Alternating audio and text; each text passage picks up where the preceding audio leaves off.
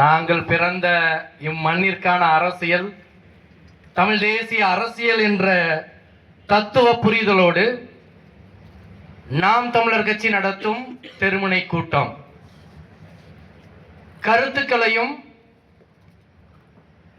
மக்கள் உள்ளங்களையும் அறிந்து நம் மண்ணிற்கு தேவையான இந்த அரசியல் இளையவர்களால் எடுத்து நடத்துவது ஒரு பெரிய புரட்சி தான். கரைவேட்டி கட்டிக்கொண்டு உள்ளத்தில் கரையோடு தங்கள் சிந்தனையில் மக்கள் இல்லாது தங்களுடைய பிள்ளைகள் நலனையும் தன்னுடைய சுய நலனையும் கருத்தில் கொண்டு செய்யும் அரசியல் திராவிட அரசியல் என்றால், இந்த அரசியலை மக்களிடத்தில் வெளிப்படுத்தி தூய தமிழ் தேசிய அரசியலை இளைய தலைமுறை பிள்ளைகளாக நாங்கள் எடுத்து வைத்து இந்த தெருமுனை கூட்டத்தை நடத்துகிறோம். வரும் 2026 தேர்தல் முனைவர் சைமன் ஜஸ்டினை வெல்ல விவசாயி சின்னத்தில் வாக்கு கேட்கவா இந்த கூட்டம்? இல்ல இந்த தெருமுனை கூட்டம் மக்களுடைய வாழ்க்கையை மாற்றவா?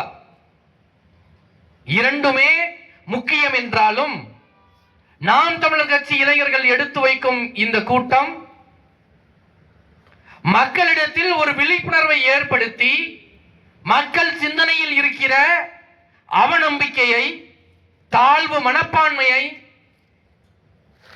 எந்த விதமான முன்னேற்றத்திற்கும் நாம் வழிவகுக்க முடியாது, இந்த அரசியல் களம் தீயவர்கள் கையில் மாட்டிட்டு இருக்கு, சாக்கடையில இறங்கி வேலை செய்ய முடியாதுன்னு சொல்லுவீங்கல்ல, அது எல்லா கருத்தையும் மாற்றி அமைப்பதற்காகத்தான் இந்த கூட்டம். என்ன திராவிட கட்சியில் திமுக அண்ணா திமுக எந்த அளவுக்கு மக்களிடத்தில் அரசியல் செய்யும்? தேர்தல் காலத்தில் மட்டும் மக்களிடத்தில் வந்து பணத்தை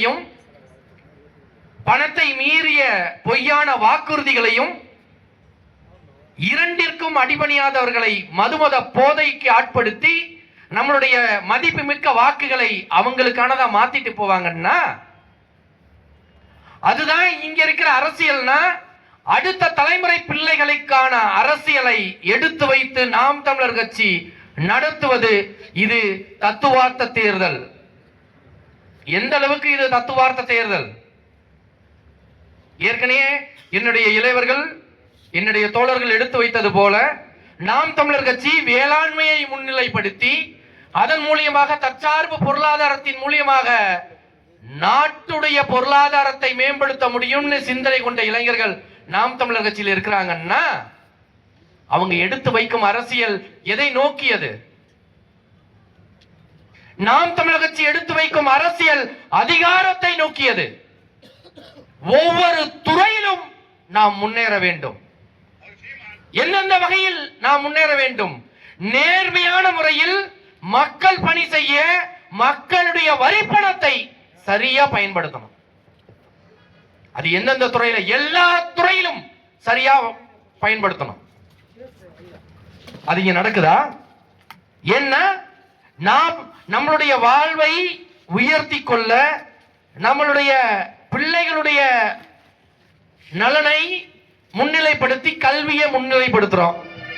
எவ்வளவு பொருள் ஈட்டினாலும் முதல்ல கல்விக்கு செலவழிக்கிறோம்.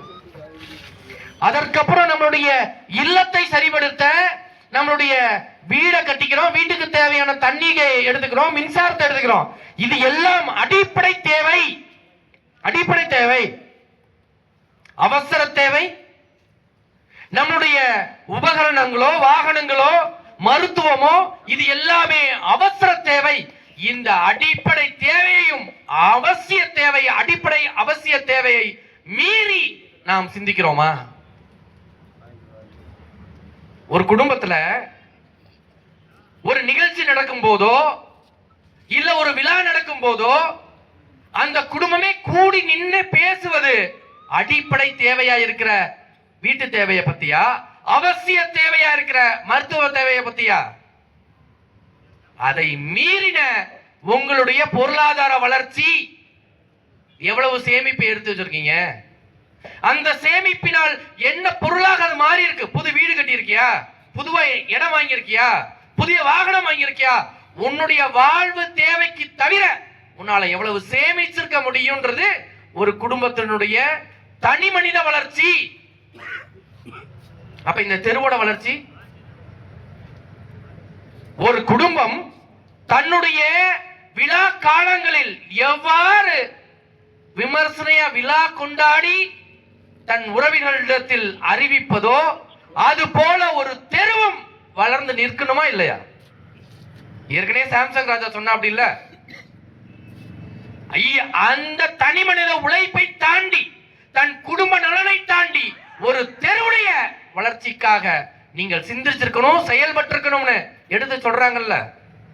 ஒரு கவுன்சிலர் ஒரு தெருவை எத்தனை தடவை சாக்கடை போடலாம், எத்தனை தடவை குடிநீர் இணைப்பு கொடுக்கலாம், எத்தனை தடவை மின்சார இணைப்பை சரி செய்யலாம். இப்ப ஒரு கற்பனை பண்ணி பாருங்களேன். இப்ப ஒரு கவுன்சிலர், சரி நம்ம வார்டு கவுன்சிலர், ஏதோ ஒரு வார்டு கவுன்சிலர் சாக்கடை அள்ளிக்கிட்டே இருக்கா, அப்படி தினமும் சாக்கடை அள்ளுறா, அப்படி தினமும் பைப்பு ரிப்பேர் ஆகிட்டே இருக்கு, பைப்பை மாத்திரா, அப்படி தினமும் தெருவிளக்கு ரிப்பேர் ஆகுது, தெருவிளக்க மாத்திரா, அப்படி இருக்கிறதே 10 வீடு 4 தெரு, அந்த 4 தெருவையும் மாத்தி மாத்தி ரோடு போடுறா. அப்படி நீங்களே யோசிச்சு பாருங்க, நாம வாழ்ற வீட்டை இடிச்சு இடிச்சு கட்டுனா எப்படி இருக்கும்? நம்ம வீட்டுக்கு தேவையான தண்ணி தொட்டியா இடிச்சு இடிச்சு கட்டுனா எப்படி இருக்கும்? நமக்கு தேவையான மின்சாரம் 1 மணி நேரம் பழுதானா நமக்கு எவ்வளவு கோவம் வரும்? அப்புறம் ஏன் ஒரு தெரு இவ்வளவு கேவலமா இருக்குன்றத பத்தி இன்னமும் மக்களுக்கு கோபம் வரல? நம்ம சொல்லிடலாமா, நாளைக்கு இந்த தெருவில் இருக்கிற அத்தனை இளைஞர்களும் வீட்டுல கொண்டு போய் 5000 ரூபாய் குடிச்சிட்டு நான் தினமும் குடிச்சிட்டு வருவேன், நான் வீட்டுக்கு சேமிச்சு வைக்க மாட்டேன், வீட்டுக்கு தேவையான அடிப்படை பொருட்களை வாங்கி வைக்க மாட்டேன் சொல்லிடலாமா? ஏத்துக்குவீங்களா? உங்களுடைய பிள்ளைகளை நீங்க ஏத்துக்குவீங்களா? அப்புறம் எப்படி இந்த வார்டு கவுன்சிலரை நீங்க ஏத்துக்க முடியும்? சரி, இந்த வார்டு கவுன்சிலர் தான் அப்படி இருக்கிறாருன்னா பேரூராட்சி மன்றம் எவ்வாறு இருக்கு? பக்கத்திலே போது ஆறு, குடிக்க தண்ணி குடிநீரை கொடுக்க முடியுமா? இன்னும் ஆரோ வாட்டர் தான் கொடுக்க முடியும். 50 ஆண்டு கால திராவிட ஆட்சியின் சாதனை, பக்கத்தில் இருக்கிற ஆத்துல இருந்து குடிக்க தண்ணி கொடுக்க கூட இவர்கள்ட்ட கல்வி அறிவோ, சமூக அறிவோ, பொருளாதார அறிவோ இல்ல பொறியியல் அறிவோ, எந்த விதமான அறிவும் இல்லாத கேடு கட்ட அரசியல் இந்த திராவிட அரசியல். இந்த கேடு கட்ட திராவிட அரசியலிடத்தில் இருந்து நாம் எடுத்து வைக்கும் தத்துவம் தமிழ் தேசிய தத்துவம். என்ன தத்துவம் அது? தன்னுடைய நலனை பேணுவதை போல தான் வாழும் சமூகமும் மாறணும்ன்ற தத்துவம். நாங்கள் எல்லாம் இன்று மாலை கூடி நிற்பது ஏதும் நாங்களும் ஒரு அரசியல் கட்சியில் இருப்போம் காமிக்கிறதுக்கு இல்ல. சாம்சங் ராஜாவோ கார்த்தியோ இதெல்லாம் நாங்களும் ஒரு கட்சியில் இருக்கிறோம் படம் காமிக்க இல்ல, உங்களுடைய வாழ்க்கையை படம் போட்டு காமிக்கிறோம். உங்களுடைய சிந்தனையில் நீங்கள் எவ்வாறு ஊனத்தில் இருக்கிறீங்கன்னு காமிக்கிறோம். அத சும்மா காமிக்கல, உங்களுக்கான மாற்று பாதையை நாங்க காமிக்கிறோம். என்ன மாற்று பாதை? படித்த இளைஞர்கள் தெருவில் இறங்கி அரசியல்ல ஈடுபட்டு தன்னுடைய மக்களுடைய நலனை மாத்த நிற்கிறாங்கன்னு சொல்றோம். எப்படி? உங்கள் வீட்டில் இருந்து ஒரு மருத்துவனாக, ஒரு பொறியாளராக, ஒரு செவிலியராக, ஒரு ஆசிரியராக மாறி இந்த சமூகத்தை மாற்ற முடியும்னு நம்பும் மக்கள் அரசியல்ல ஈடுபட்டு அந்த சமூக சேவையில் சேவை புரியும் அரசு அதிகாரிகளை மக்களுக்காக மாற்ற முடியும்னு நம்பணுன்றதுக்காக இந்த கூட்டம், நம்பணுன்றதுக்காக இந்த கூட்டம். ஆனா நீங்க எல்லாத்துக்கும் சான்று கேட்பீங்க, எல்லாத்துக்கும் சான்று கேட்பீங்க. ஒவ்வொரு முறையும் இந்த பகுதியிலிருந்து வரும்போது அவங்க சொல்லுவாங்க, என்ன ஒரு சிறப்பம்சம் சொல்லுவாங்க, கவி பேரரசு வைரமுத்து ஐயாக்கு தமிழ் ஆசிரியரா இருந்தவரே எங்க வாட சேர்ந்தவர்னு சொல்றாங்க. உலகமே கொண்டாடும் கவி பேரரசை உருவாக்கியது இந்த வார்டு தமிழாசிரியர் நீங்க அந்த தமிழாசிரியரை இன்று வரை கண்டறிஞ்சு பாராட்டியது உண்டா? திராவிட அரசியல் பேரூராட்சி மன்றத்தில் அவருக்கான கௌரவம் கொடுக்கப்பட்டிருக்கா? நாங்க சொல்றோம், தமிழ் தேசிய அரசியலை தாங்கி வைக்கும், தாங்கி நிற்கும் இளைய தலைமுறை பிள்ளைகள் நாங்க சொல்றோம், ஒரு மொழியை தூக்கி பிடித்து ஒருவருக்கு கல்வி அறிவு புகட்டியதன் விளைவாக இந்த நாடு உலகம் அறிய ஒரு கவி பேரியரசை உருவாக்கியதை போல இந்த நாடை மாற்ற இளைய தலைமுறை பிள்ளைகள் நாங்கள் தேர்வில் இறங்கி அரசியல் செய்கிறோம். எந்த அளவுக்கு ஆணித்தரமான தீர்க்கமான சிந்தனை உள்ள அரசியல்!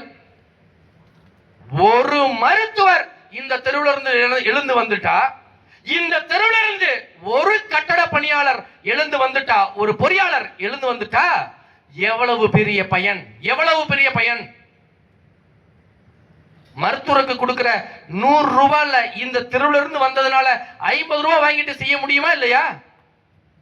இந்த நம்ம ஊர்ல சாம்சங் ராஜா கார்த்தியை எந்த அளவுக்கு தெரிஞ்சிருக்கோ அதே போல ஒரு சமூக சேவகரை தெரிஞ்சிருக்கு.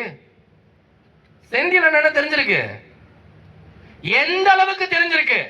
உங்களுடைய அவசர காலங்களில் நீங்கள் பயன்படுத்தும் வாகனத்தை பழுது நீக்கி உங்களுடைய பயணத்தை சீர்படுத்தி உங்களுடைய முன்னேற்றத்திற்கு துணை நிற்கிற செந்தில் என்ன வேலை செய்யறார் தெரியுமா? உங்களுடைய தொழில் முன்னேற்றத்திற்காக மட்டும் துணை நிற்கல, உங்களுடைய சிந்தனையில் நீங்கள் முன்னேற அனுதினமும் நாம் தமிழர் கட்சியை பத்தி சொல்றாரு. நான் இன்று செய்வது உங்களுக்கான சேவையாக இருக்கலாம், நாளை எங்களுடைய கட்சி நாங்கள் செய்ய இருப்பது இந்த சமூகத்திற்கான சேவைன்னு எடுத்து வைக்கிறார். இன்னைக்கும் நீங்க தாடிக்கும்பல பாருங்க, தாடிக்கும்பல வாகனம் வச்சு இருசக்கர வாகனம் வச்சிருக்க ஒரு பையன் இந்த கருத்தை மறுக்க முடியாது. அதே போல இந்த தேர்தல், பாராளுமன்ற தேர்தல்ல அவருடைய வார்டுல திண்டுக்கல் மாவட்டத்திலேயே முதல் வாக்கு எண்ணிக்கை. இது யாரால நடந்தது? யாரால் நடந்தது? எளிய மகனால் நடந்தது. எளிய மகனால். நீங்க என்ன நினைச்சிட்டு இருக்கீங்களா? இன்னும் அந்த வார்டு கவுன்சிலர் தோற்கடிக்க முடியாது, பேரூராட்சி மன்றத்தை நாம் அதிகாரத்தை அடைய முடியாதுன்னு. எது அதிகாரம்? மக்கள் சேவைதான் அதிகாரம். அதை நிறுவனது உங்க பேரூராட்சி மன்றத்தில் இருக்கிற செந்திலன் தான். அந்த செந்திலுடைய ஒரு உழைப்பு, ஒரு வார்டுடைய உழைப்பு 230 வாக்குகளுக்கு மேல. இதே போல நீங்க சிந்திச்சு பாருங்க, 234 தொகுதியிலும் நாம் தமிழர் கட்சி ஆணும் பெண்ணும் சமமாக நிறுத்தி அரசியல் செய்வது எதனால்? வீட்டில் இருக்கிற பெண்களை நாம் மதிக்க வேண்டும். அதனால் நான் என் தாயை, என் சகோதரியை சமமா மதிக்கணும். அத உளவியல் சிந்தனையாக இந்த நாடும் கடைபிடிக்கணும்ன்றத கட்சியிலிருந்து கொண்டு வந்து நிற்பாட்டுறோம். திமுக செய்யுமா? திமுகவில் இருக்கிற மகளிர் அணியை செய்யுமா? இல்ல வேற எந்த கட்சி இதை செஞ்சு முடிச்சிடும்? நீங்க செஞ்சுட்டு பாருங்க.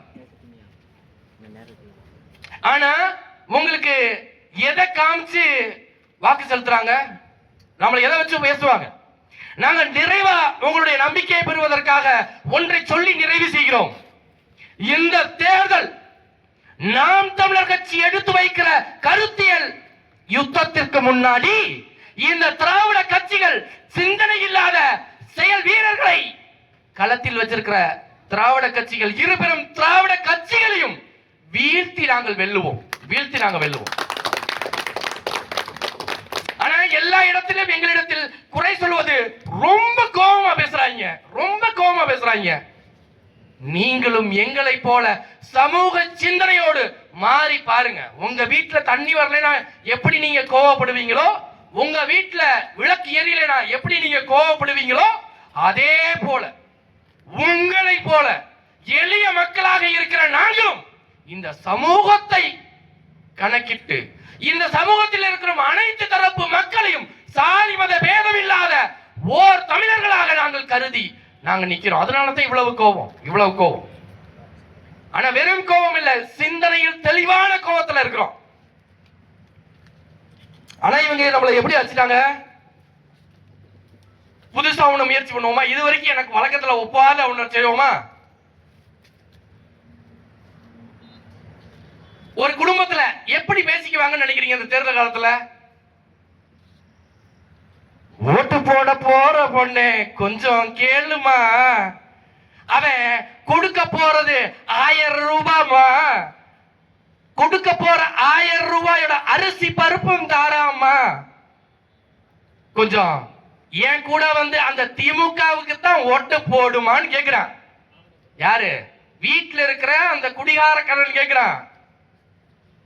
1000 ரூபாயும் வேணாங்க, உங்க அரிசி பருப்பு வேணாங்க, வேலை வெட்டி தந்துருங்க, இந்த ரெண்டையும் நாங்களே வாங்கிக்கொண்டு இந்த முறை சட்டமன்ற தேர்தலுக்கான வாய்ப்பை பெண்கள் நாம் தமிழர் கட்சியோட விவசாய சட்டத்தில் வாக்களிப்பாங்க. ஆனா அப்படியும் கேட்க மாட்டான். என்ன சொல்லுவான்?